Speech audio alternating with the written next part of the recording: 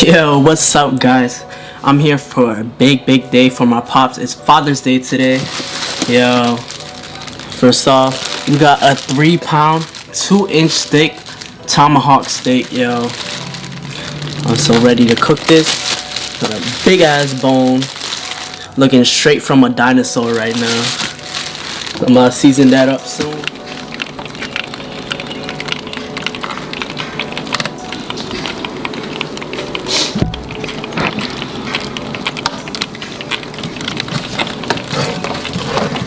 Oh shit. I seasoned the steak by lathering it in a base of oyster sauce, a light mixture of granulated garlic, onion powder, black pepper, and salt, then a heavy amount of fresh minced garlic. Damn, yo, we bought out the whole Sam's Club, man. Then me and my siblings also bought out a whole case of snow crab legs.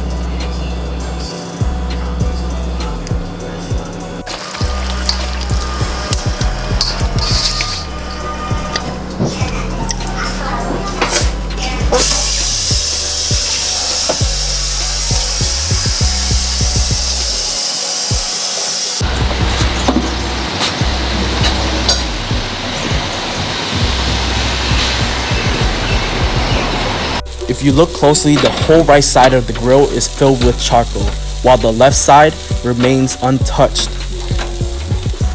Yo, I got my Father's Day steak right here, the big tomahawk.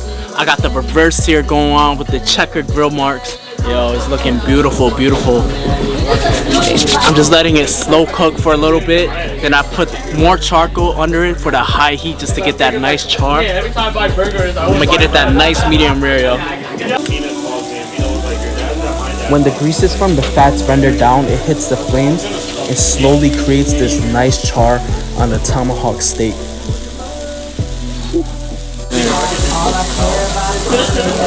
It's that perfect, got that perfect crust right there. So I just took this out. I'm gonna let it rest for a good 5 minutes, 5 to 15 minutes actually, because it's still cooking. Yeah, that crust.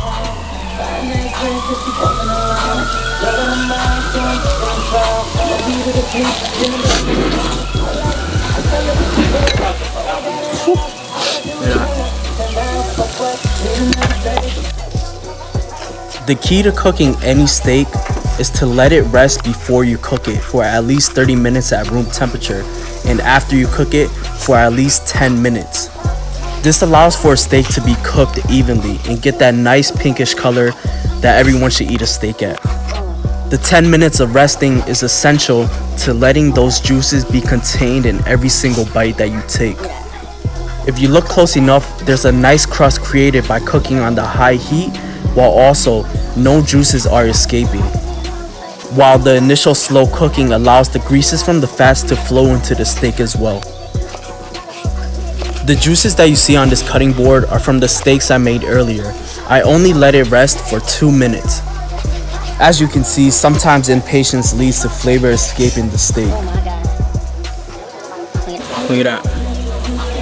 Yo, it's that perfect medium rare.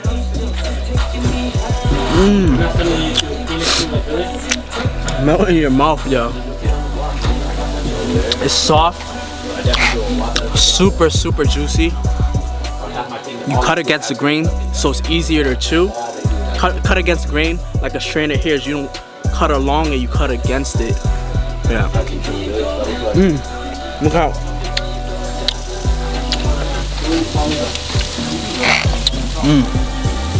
Then you let it rest, yo. The 5 to 10 minutes of letting it rest is crucial to making a good tomahawk steak. And again, that crust, that seasoning of crust, hardens up really well. It gets charred, but it's not burnt. This is a level of flavor that a lot of people that don't know barbecue are thinking of. Yo, just look at that. Beautiful. Medium rare, yo. Oh no. This is how you eat a tomahawk steak or any steak. Don't come to my house and ask me to grill you a well done steak, because you know that's not gonna happen. There's a microwave at your house, so you can take it there if you want. Look at that, one more time. I got that freshly made jail som from my mama. Yeah. Look at that.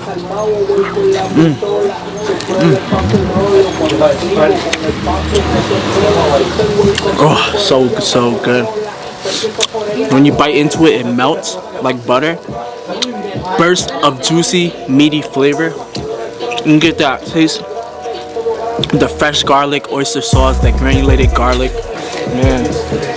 The sourness of the jail som, the saltiness of the fish sauce in there, and the spiciness of the Thai chili. All meshed, and it comes full circle on this steak right now.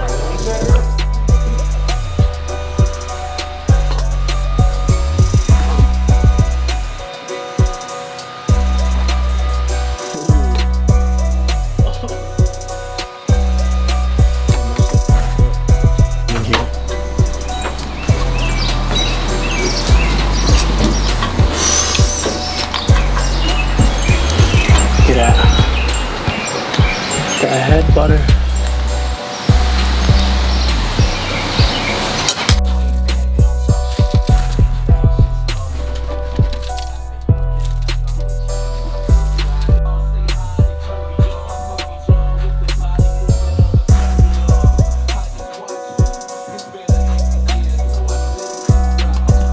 Yo, I got that steamed snow crab and that freshly steamed made lobster, man.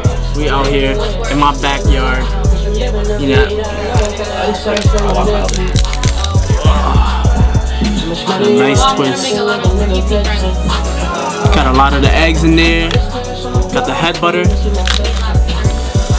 Whew. That's the best part right there. All this green stuff, we call it the foie gras of the sea. Got the head fat.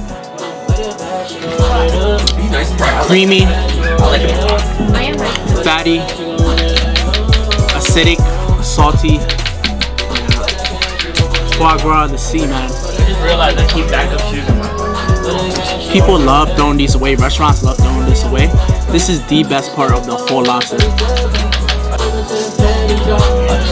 The smell of this head butter doesn't really smell like anything except for the lobster. The consistency is just like a pudding.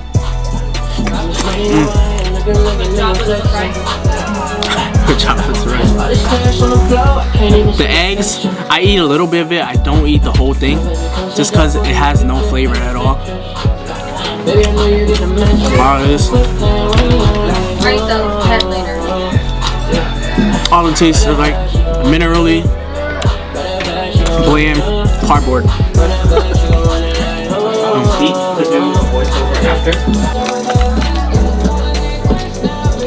The snow crab legs.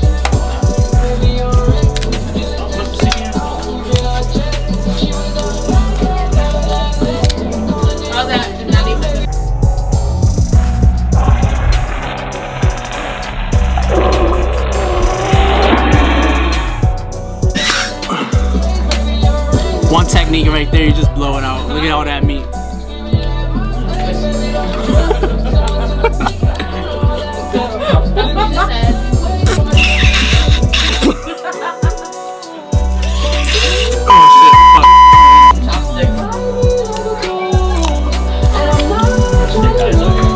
And if that doesn't work, just scoop it out, because then I'll pass out.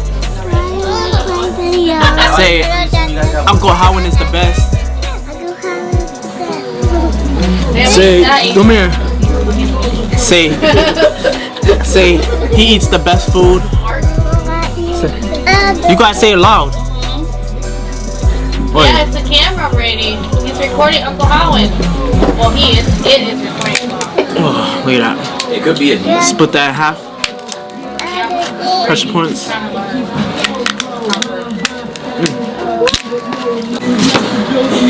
Nice piece of lobster tail right there. Ugly ass face.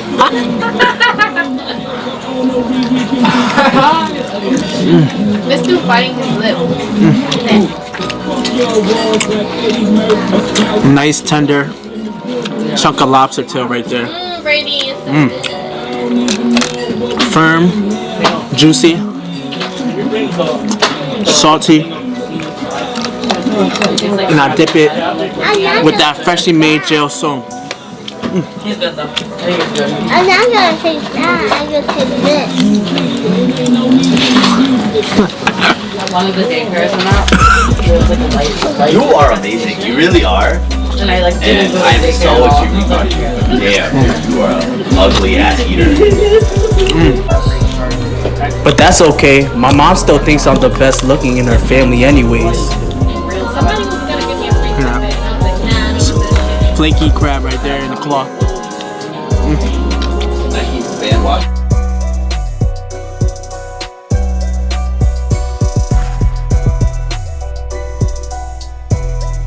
To finish off my meal, I got that coconut, mango, sticky rice.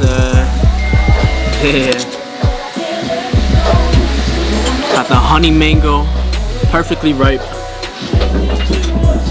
And that sweet coconut sticky rice with the black sesames on top. Go ahead, sit on the floor, play on the floor. Go play down. There. Oh, you go play inside. Go. Sweet, juicy. The moment I got my master's, like fucking add those letters to my LinkedIn. Yes. Barbecue video, man. Looking live or non? Non lap, oi.